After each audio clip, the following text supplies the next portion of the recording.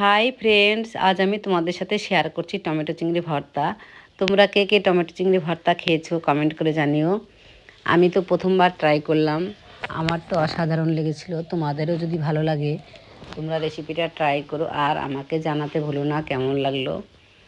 100 গ্রাম মতো চিংড়ি মাছ নিয়েছি, ভালো করে পরিষ্কার করে ধুয়ে নিয়েছি, নুন হলুদ মেখে নিয়েছি। কড়াতে 2 টেবিল চামচ সর্ষের তেল গরম করে চিংড়ি মাছগুলোকে একটু টাইম নিয়ে ভালো করে ভেজে তুলে নিয়েছি।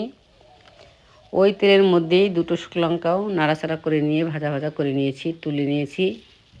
একটা গোটা রসুনের কোয়া আর 2টো মিডিয়াম সাইজের পেঁয়াজ কুচি দিয়ে একটু ভাজা ভাজা করে নিয়ে 2টো টমেটো 2 ফালি করে কেটে নিয়েছি।